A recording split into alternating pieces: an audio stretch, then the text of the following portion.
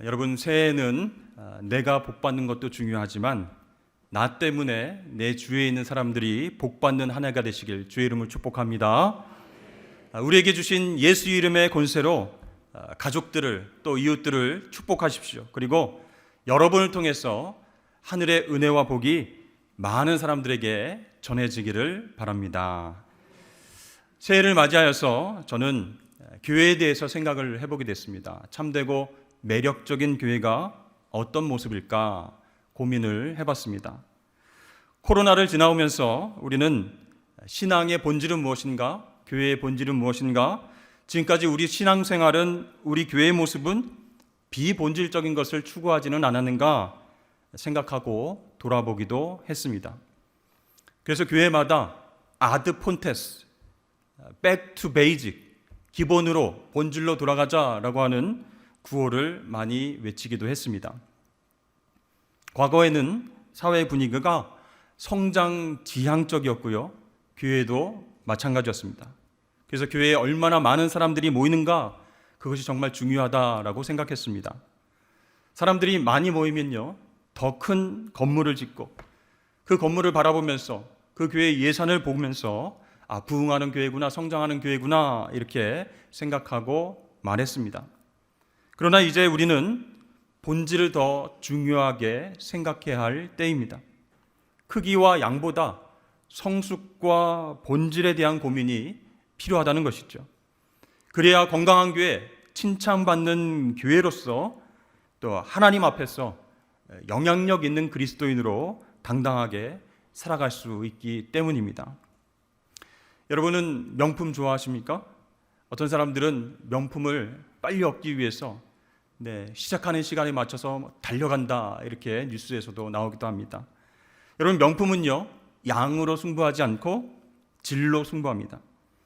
아무리 비슷한 짝퉁이 여러 가지가 있다 하더라도 명품 한 개만도 못하는 것이죠. 그래서 저는 한국교회가, 우리 산성교회가 하나님과 사람들에게 명품으로 인정받기를 원합니다. 아무리 우리 주변에 짝퉁 이단들이 판치는 세상이라 할지라도 우리가 본질을 회복하고 또 계속해서 하나님의 은혜와 사랑을 전한다면 우리 교회는 이 시대에 정말로 매력적이고 칭찬받는 공동체가 될 줄로 믿습니다. 오늘 사도행전 속의 초대교회의 모습을 한마디로 요약하자면 온 백성에게 칭송을 받는 교회다 라고 할 수 있습니다. 47절 말씀을 보시니까 하나님을 찬미하며 또 온 백성에게 칭송을 받으니 주께서 구원받는 사람을 날마다 더하게 하시니라, 이렇게 말씀하고 있습니다. 자, 사람들에게, 안 믿는 사람들에게, 세상 사람들에게 칭송을 받은 결과 어떻게 됐다고요? 구원받는 사람이 날마다 더해졌다라고 했습니다.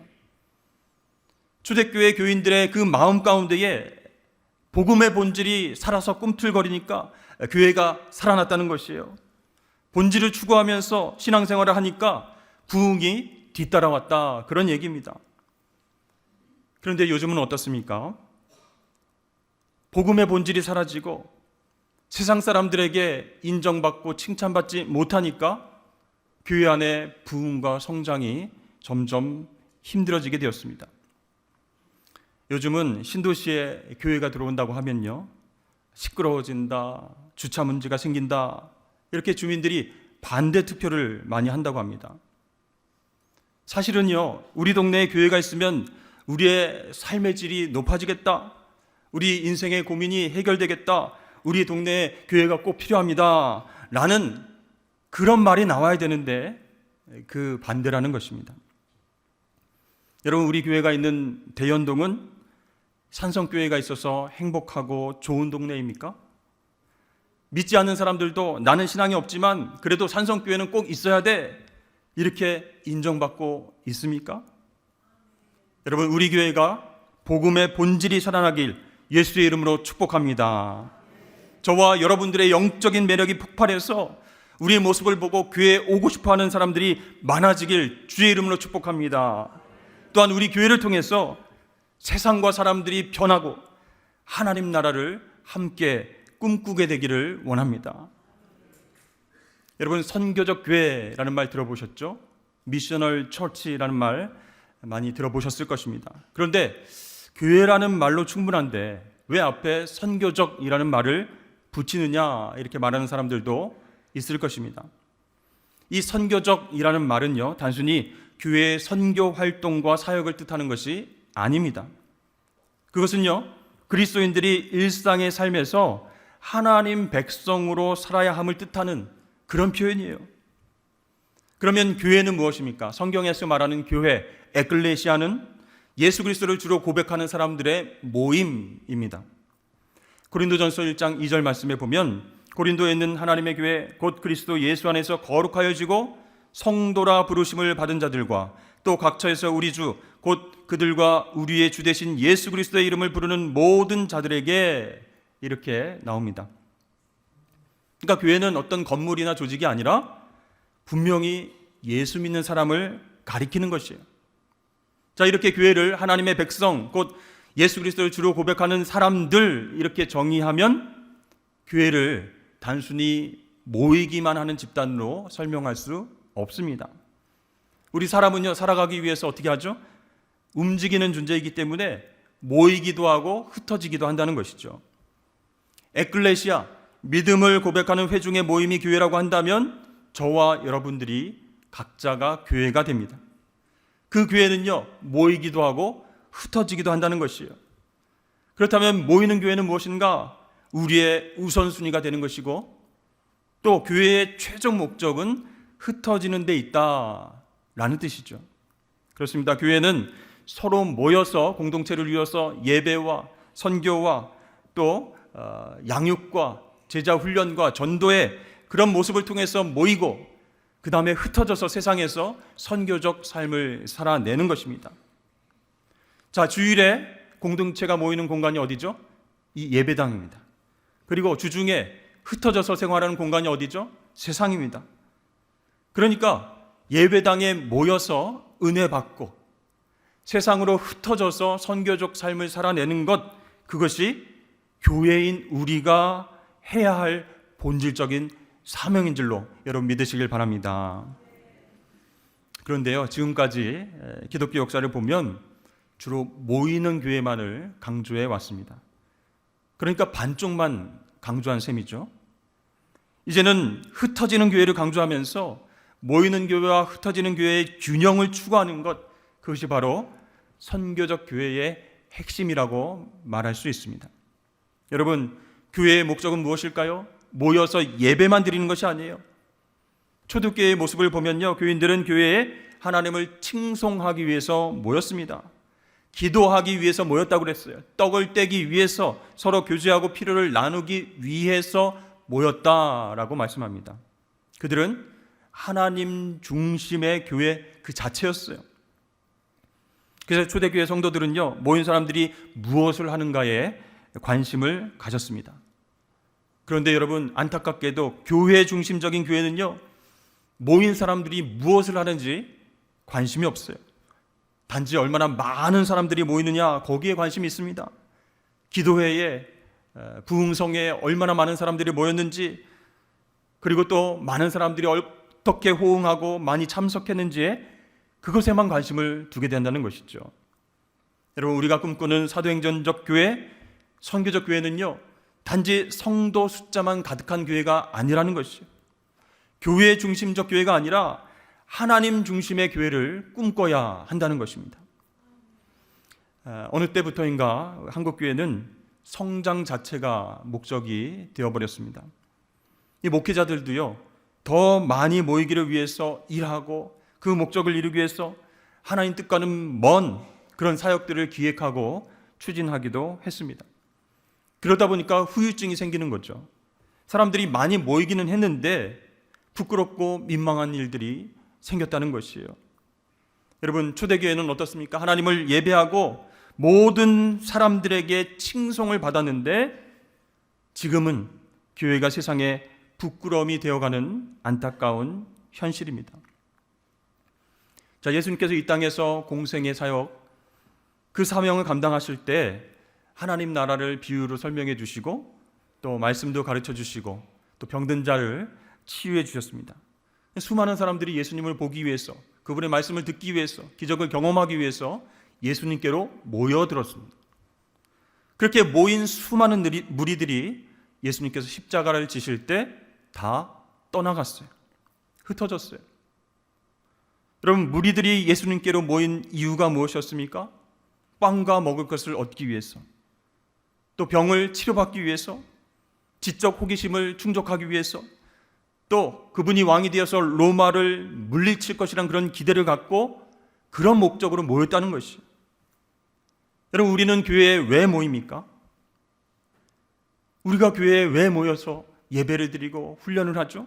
바로 예수님을 따르기 위해서 모인다는 것이에요. 그리고 세상에 나가서 그분의 뜻대로 살기 위해서 모여야 한다는 것이에요.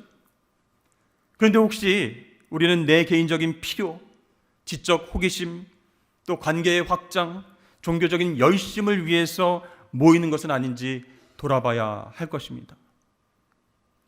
여러분, 베드로 잘 아시죠? 주는 그리스도시요 살아계신 하나님의 아들이십니다. 이렇게 신앙 고백을 해서 예수님께 칭찬을 받았습니다. 그랬던 베드로도 예수님 곁을 떠나가게 되었습니다. 여러분, 우리가 왜 모이는지 알아야, 목적이 분명해야 흩어져서 하나님 뜻대로 살 수 있음을 기억하실 수 있기를 바랍니다.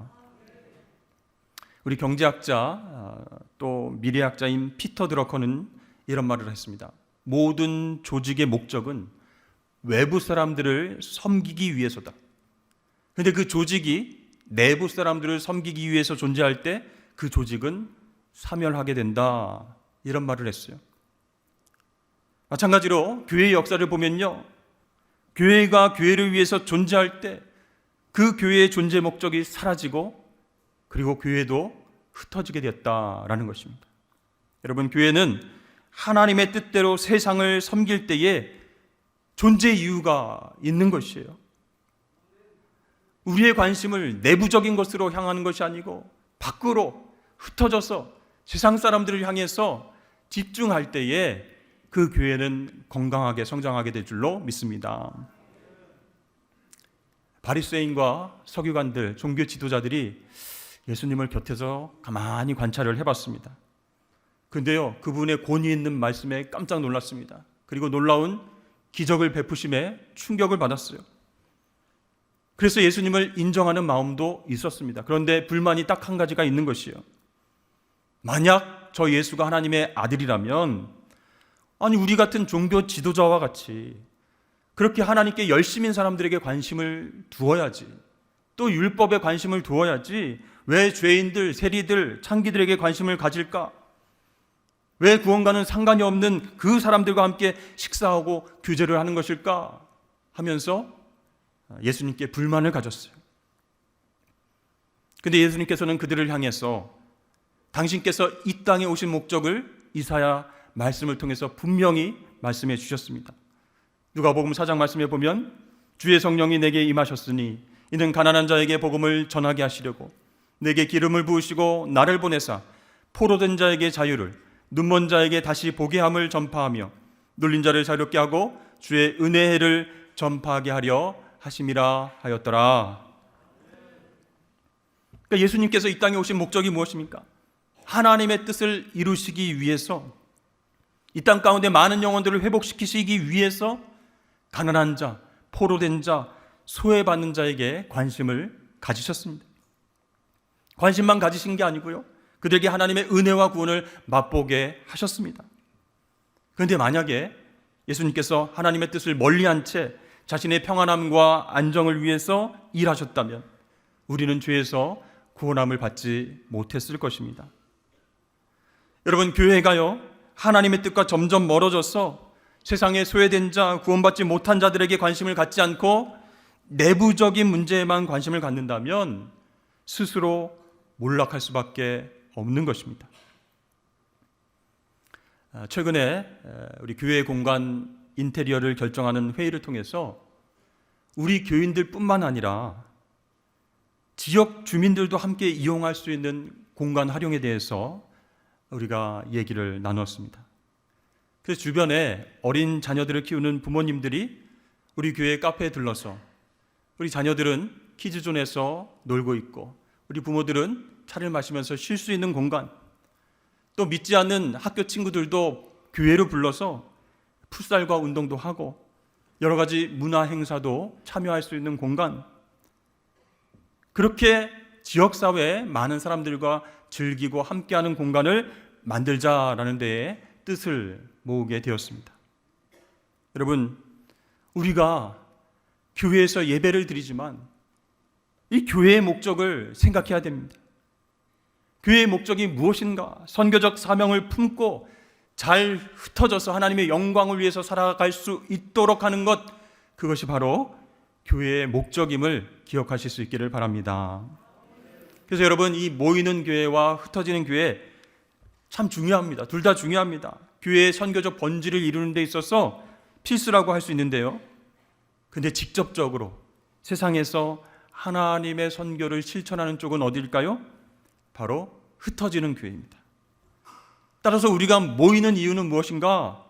잘 흩어지기 위해서다라는 것이에요. 그럼 여러분, 우리가 흩어져서 살아가는 세상은 어떤 곳일까요? 세상을 정의하라면 굉장히 많이 이야기할 수 있겠습니다. 넓고 수많은 영역으로 세상이 구성되어 있지만 선교적 관점에서 우리가 관심을 가져야 할 중요한 영역은 네 가지입니다. 가정과 일터와 이웃과 일상. 그래서 오늘 본문 46절 말씀에 보면요, 초대교회 교인들이 성전에 모이기를 힘쓰고, 거기서 끝난 게 아니죠. 흩어져서 어떻게 해요? 집에서 떡을 떼며 그랬습니다. 모여서 예배한 다음에 흩어져서 가정에서도 일터에서도 선교적 삶을 살아냈다라는 것이에요. 그런데 여러분, 우리가 많은 경우에 있어서 이 네 가지 영역에서 우리가 그리스도인으로서 또 예수님의 제자로서 살아가지 못할 때가 많이 있습니다. 교회 안에서는 정말 신실한 하나님의 백성인 것 같고 예수의 제자인 것 같은데 세상에 나가기만 하면 세상 사람들과 똑같이 생각하고 행동할 때가 많다는 것이죠.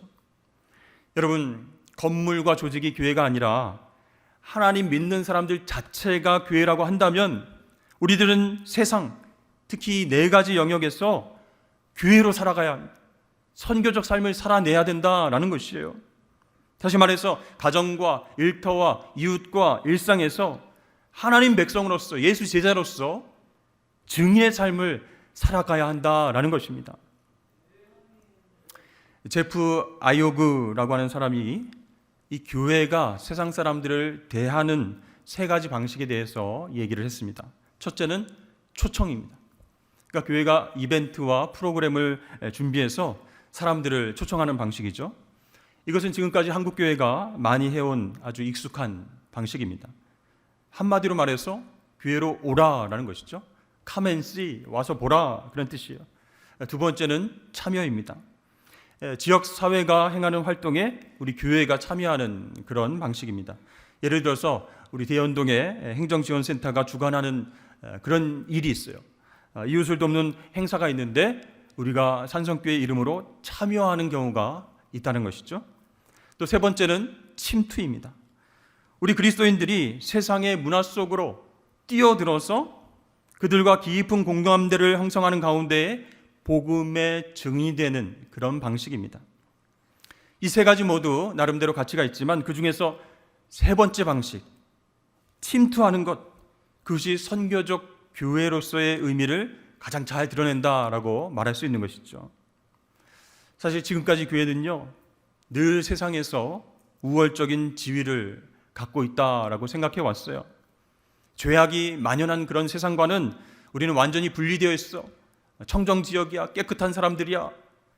이렇게 세상과 교회를 이분법적으로 나누어서 우리만 거룩한 일을 할 수 있다라고 생각해 왔습니다. 자, 우리는 거룩한 공동체이니까 타락한 너희들을 위해서, 범죄한 너희들을 위해서, 하나님을 알지 못하는 너희들을 위해서 이런 일도 하고 있다라고 자랑하고 내세운 부분들도 있었다는 것이죠. 그런데 여러분, 교회는요, 하나님 관점에서 세상을 바라봐야 한다는 것이에요. 여러분, 하나님 관점에서 세상을 바라보는 것이 무엇입니까? 하나님이 세상을 이처럼 사랑하사 독생자를 우리에게 주셨습니다. 독생자 아들 예수 그리스도를 세상으로 보내신 것처럼 우리도 세상 속으로 뛰어 들어가야 됩니다. Into the world 해야 됩니다. 세상 속으로 들어가야 됩니다. 그래서 이 세상 안에서 교회가 어떤 일을 해야 할지, 어떤 역할을 감당해야 할지 고민해야 된다는 것이에요. 이 세상은요, 우리가 침투해야 할 구체적인 선교 현장이기 때문에 그렇습니다. 여러분 주변을 한번 살펴보십시오. 예수를 오래 믿으신 분들, 신앙생활 오래 하신 분들, 그 주위에는 어떤 친구분이 많으실까요? 안 믿는 사람들이 많으실까요? 아니면 믿는 사람들이 많으실까요? 대부분 교회 친구들이 굉장히 많으십니다. 나쁘다는 말이 아닙니다.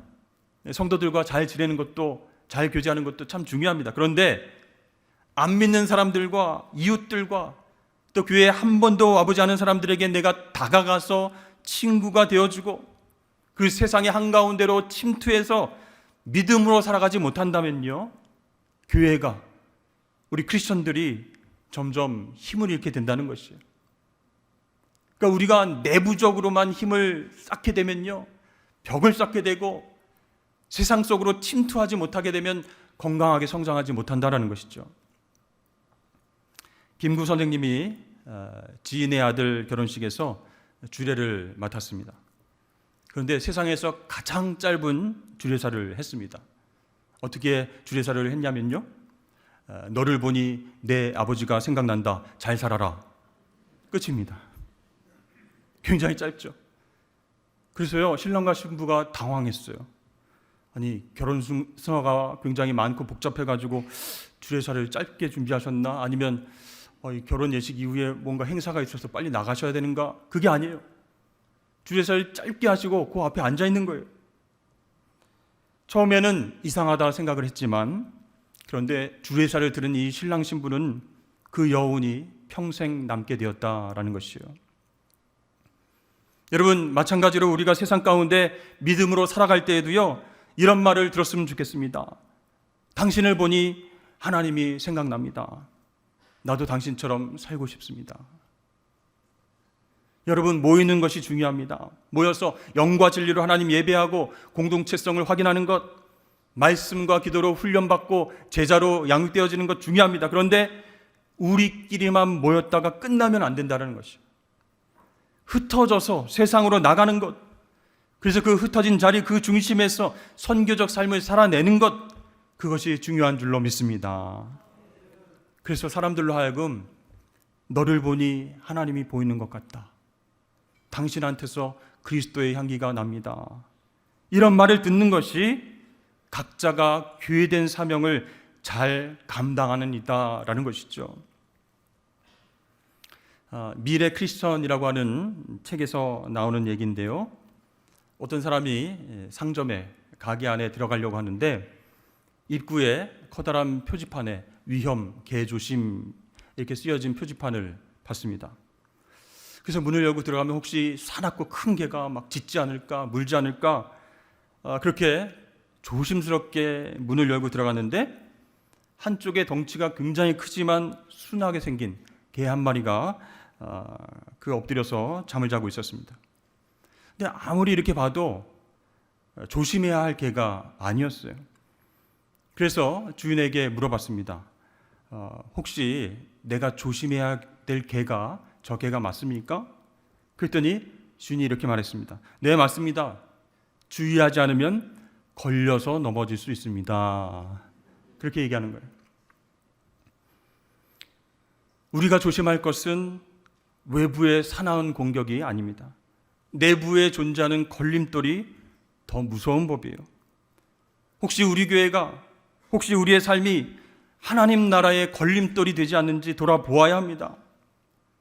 요즘 교회가 위기다 그런 말이 많이 있지만 여러분, 교회는 여전히 세상의 소망입니다. 교회가 올바로 서야 나라도 바로 서고 다음 세대도 신앙으로 세워진다라고 저는 믿습니다. 그런 의미에서 우리가 꿈꾸는 교회는 어떤 교회여야 될까요? 선교적 교회여야 됩니다.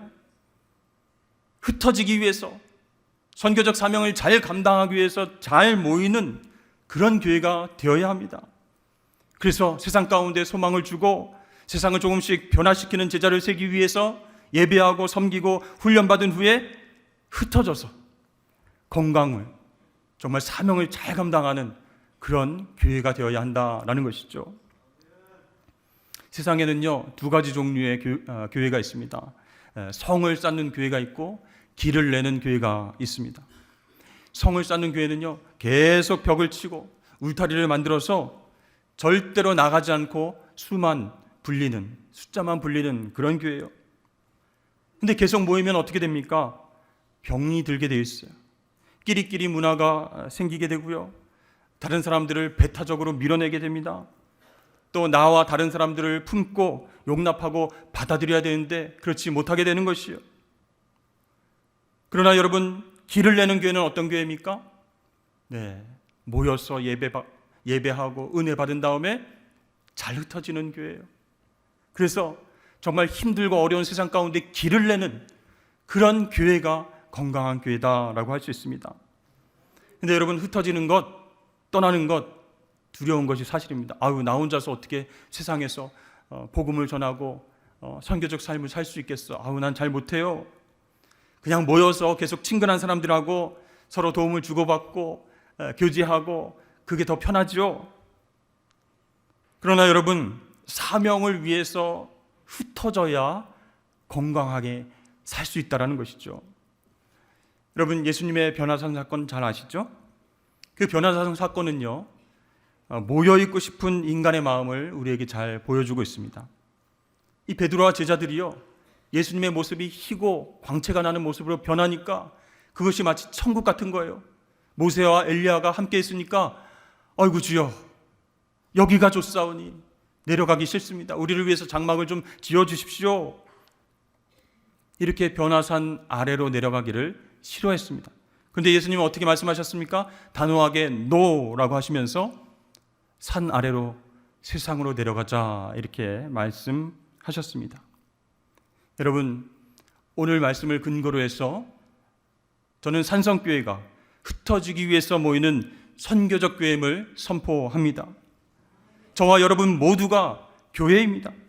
그래서 이 시간 이후로는요, 흩어지기 위해서 잘 모이고 흩어져서는 하나님 영광을 드러내면서 사람들에게 칭송받는 그런 선교적 사명을 잘 감당하시는 교회들 다 되시기를 주의 이름으로 간절히 축원합니다.